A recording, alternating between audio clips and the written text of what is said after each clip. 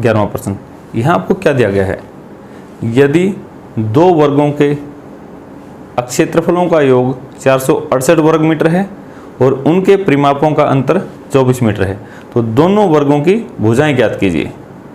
तो आप जैसा कि आकृति में देख रहे हैं कि मैंने आपके सामने एक तो बड़ा वर्ग बना दिया और एक छोटा वर्ग बना दिया। अब सबसे पहले मैंने क्या किया, माना बड़े वर्ग की भुजा की लंबाई, जो आपका बड़ा वर्ग है इसकी एक भुजा, उसकी लंबाई मान लिया आपने x मीटर, और छोटे वर्ग की y मीटर, ये तो भुजा मानी है। तो इसका क्षेत्रफल क्या होता है, क्षेत्रफल मतलब ये क्या सूत्र होता है इसका, भुजा के साथ गुणा, मतलब x की शक्ति 2, और यहां पर अगर ये y है तो इसका क्षेत्रफल तो ये हो जाएगा। इसका क्या सूत्र होता है, इसका क्षेत्रफल का यहां y की शक्ति 2 हो जाएगा, और दोनों के क्षेत्रफलों का योग 468 के बराबर है। तो मैं यहां से आपकी एक समीकरण बना देता हूं। प्रश्नानुसार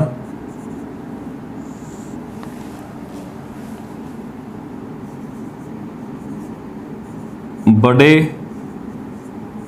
वर्ग का क्षेत्रफल जमा छोटे वर्ग का क्षेत्रफल दोनों किसके बराबर हैं, 468 वर्ग मीटर। तो बड़े वर्ग का क्षेत्रफल जमा छोटे वर्ग का क्षेत्रफल दोनों किसके बराबर हैं, 468। तो बड़े वर्ग का कितना हो गया, x भुजा थी तो x की शक्ति 2, जमा छोटे वर्ग का कितना हो जाएगा, y की शक्ति 2, x की शक्ति 2 जमा y की शक्ति 2 बराबर 468। एक समीकरण तो आपकी ये बन गई।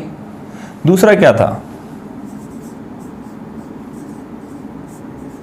परिमापों का अंतर,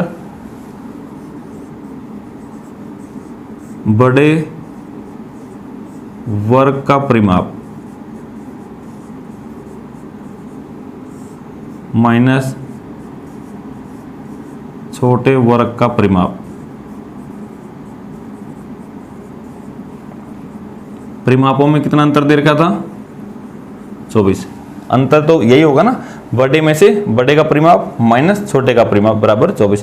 परिमाप क्या होता है, जो ये बाहर की ये लंबाई है इसकी, जैसे ये एक भुजा है तो ये चारों भुजाओं की लंबाई का योग, ये होता है आपका परिमाप। यदि आपका ये x है तो इसकी सभी भुजाएं बराबर है, ये भी x हो जाएगा, ये भी x, ये भी x, तो चारों भुजाओं का योग कितना हो जाएगा, 4x माइनस ऐसे ही छोटे वर्ग का परिमाप भी, इसकी भी ये चारों भुजाएं, ये भुजा, ये चारों भुजाओं का योग, एक y है तो चारों का कितना हो जाएगा, 4y बराबर 24।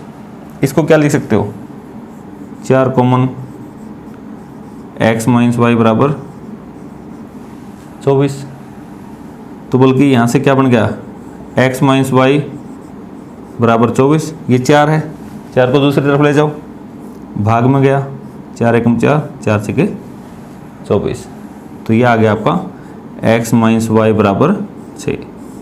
ये आपकी समीकरण नंबर 2। अब देखो, एक समीकरण तो एक्स वाई में यहाँ पे आ गई, एक समीकरण एक्स वाई में यहाँ पे आ गई, तो मैं यहाँ से y का मान समीकरण नंबर 1 में रख देता हूँ ताकि एक समीकरण बन जाए और एक ही जैसे x में बन जाए या सिर्फ y में बन जाए।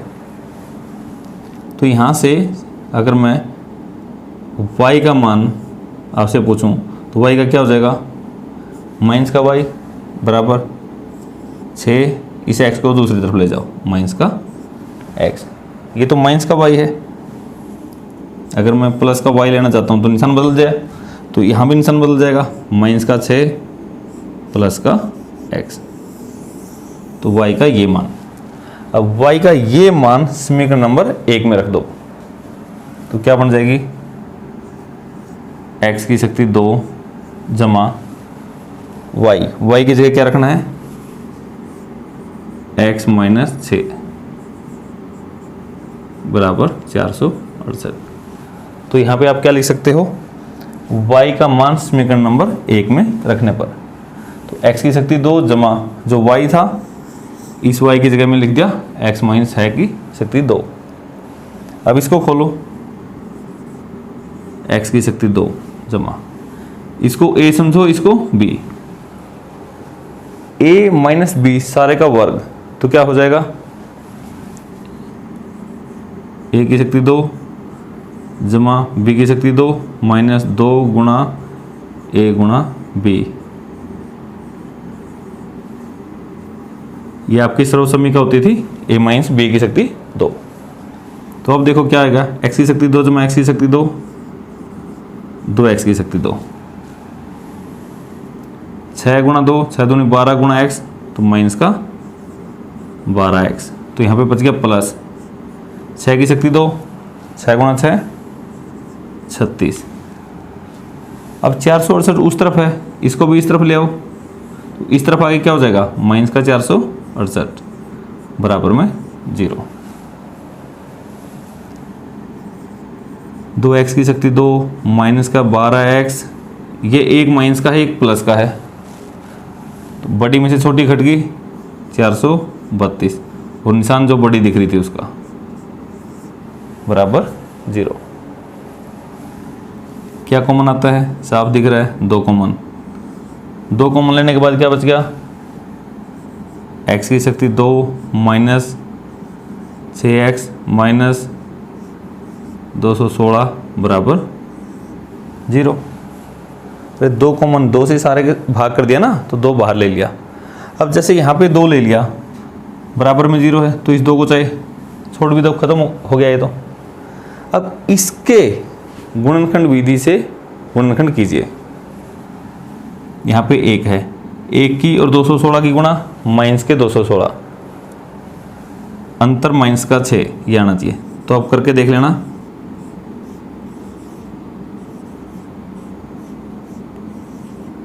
ये आपके दोनों आ जाएंगे।